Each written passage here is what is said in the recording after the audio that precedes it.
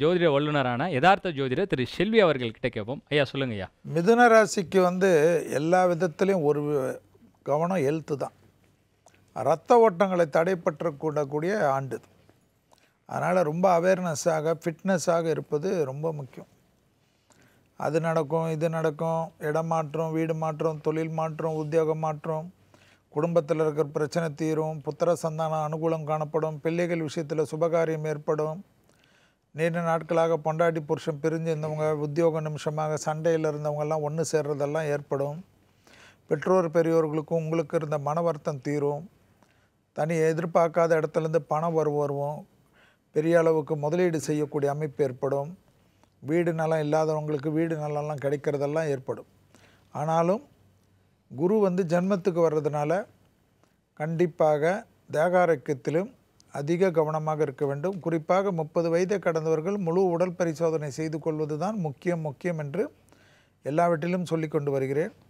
காளி தெய்வ வழிபாடு, உக்கிர தெய்வ வழிபாடு, காளி, சூலினி, பிரித்திங்கரா, வாராகி, நரசிம்மர், அப்படி உக்கிர தெய்வ வழிபாடு, அதில் ஆலங்காட்டு காளி என்று தெய்வ வழிபாடு பெரிய அளவுக்கு ஏற்றத்தையும் நம்பிக்கையும் தரும்.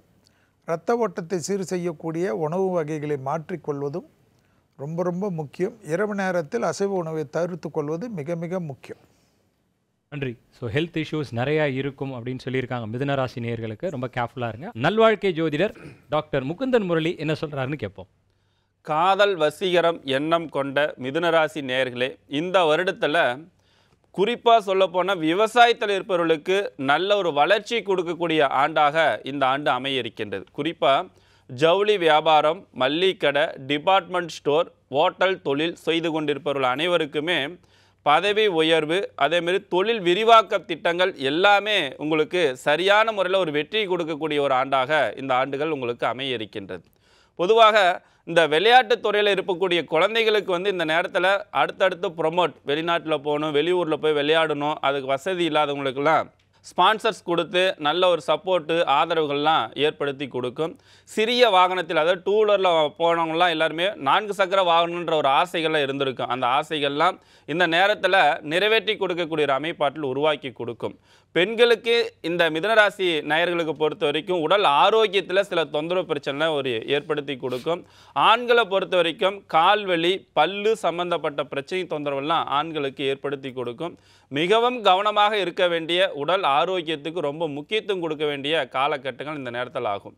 அதே போல் இந்த நேரத்தில் நேரத்துக்கு சரியான உணவுகள், உறக்கம், ஓய்வு சம்பந்தப்பட்ட விஷயத்தில் ரொம்ப இம்பார்ட்டன்ஸ் கொடுக்க வேண்டிய காலகட்டங்களாக இந்த மிதுனராசி நேயர்களுக்கு அமைய இருக்கின்றது. பயணத்தில் ரொம்ப கவனமாக இருக்க வேண்டிய ஆண்டாக இருக்கிறது.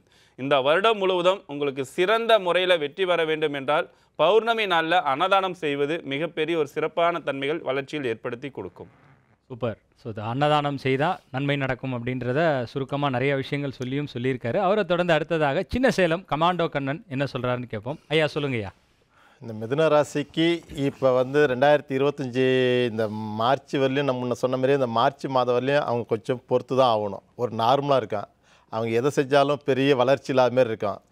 அவங்க அதை பற்றி பயப்பட தேவையில்ல.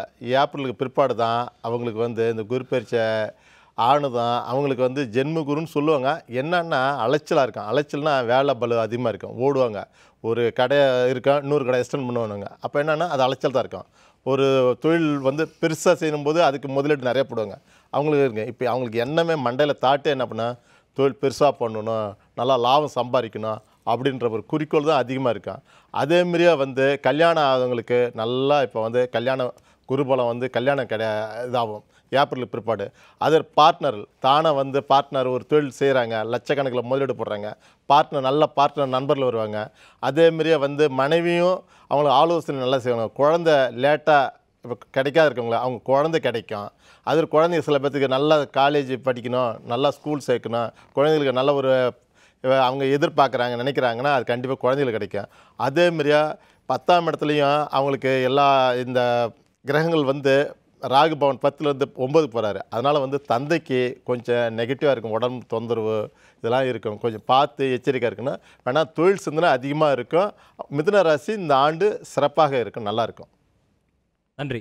ஸோ உங்களுடைய தந்தையுடைய உடல் நலத்தில் நிறைய ஆரோக்கியமாக இருக்கணும் அப்படின்னா அதில் கவனம் செலுத்தணும் அப்படின்னு சொல்லியிருக்காங்க. அவங்கள தொடர்ந்து அடுத்ததாக சின்ன சேலம் சுதா கண்ணன் என்ன சொல்கிறாங்கன்னு கேட்போம் மிதுன ராசிக்கு. ஆமாம் சொல்லுங்கம்மா.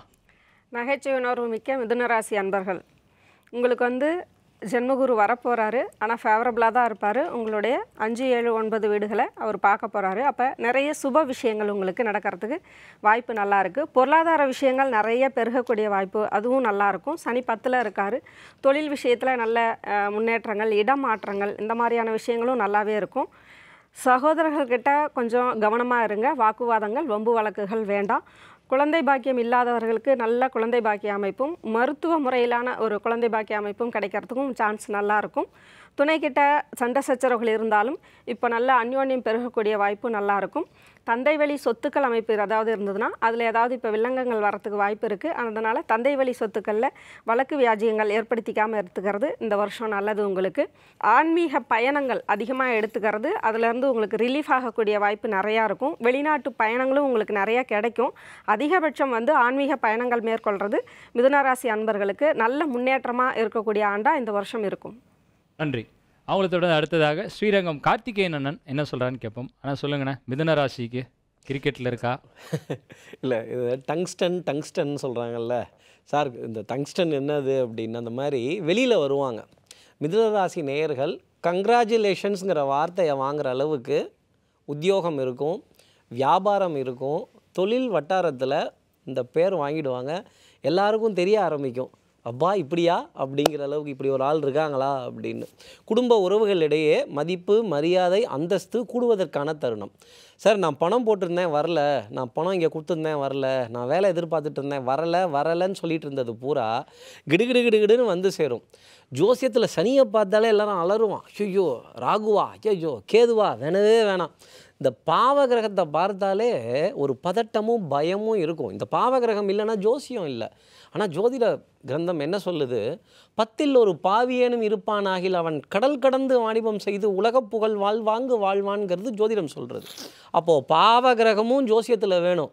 மகா பாவியான சனி பகவான் 10ஆம் இடத்துல உட்கார்றார். இதை விட, இந்த டயத்தை விட ஒரு சூப்பரான டைம் மிதுனத்துக்கு இருக்குமா அப்படிங்கிறது சொல்ல முடியாது. ஆனால் தகப்பனார் வழி உறவுகள், சித்தப்பா, பெரியப்பா, பக்கத்துட்டு அப்பா, இன்னும் ஸ்தானத்துக்கு யாரெல்லாம் அப்பான்னு கூப்பிடுறோமோ அதோடைய ஹெல்த்தில் ஒரு சின்ன அக்கறை எடுத்துக்கணும். பிளட் ப்ரெஷர், சுகர் லெவல் இதிலெல்லாம் டெஸ்ட்டுங்கிறது கண்டிப்பாக எடுத்து ஒரு செக்கப் பார்த்துக்கணும்.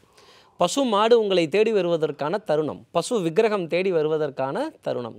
மாதாவினுடைய வழிபாடு, பூஜைகள், தானங்கள், சம்ரக்ஷணங்கள் மிதுனராசி நேயர்களோட அப்பாவை காப்பாற்றும்.